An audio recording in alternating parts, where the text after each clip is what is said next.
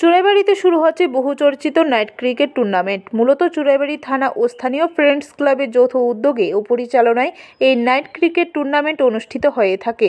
চলতি মাসের 10 ফেব্রুয়ারি উত্তর ত্রিপুরা জেলা পরিষদের সভাধিপতি অপর্ণা নাথের হাত ধরে এই টুর্নামেন্ট শুরু হবে স্থানীয় ফ্রেন্ডস ক্লাব সংলগ্ন মাঠে।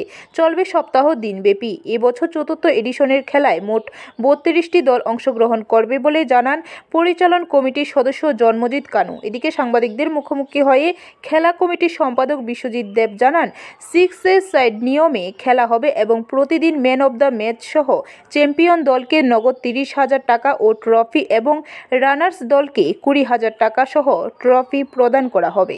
ক্লাবের যৌথ উদ্যোগে একটা প্রীতি ক্রিকেট টুর্নামেন্টের আয়োজন করা হয়েছে। চুরাইবাড়ি এলাকায় যুব সমাজকে উৎসাহিত করার জন্য এই ক্রিকেট টুর্নামেন্টের আয়োজন, বিশেষ করে যাতে যুব সমাজ নেশার দিকে ধাবিত না হয়ে খেলাধুলার প্রতি উৎসাহ দেখায়, তার জন্য আমরা এই ফ্রেন্ডস ক্লাবের সাথে যৌথ এই ক্রিকেট টুর্নামেন্টের আয়োজন করেছি। আয়োজন যাতে সাফল্যভাবে সম্পন্ন হয়, এটাই আমরা কাম্য।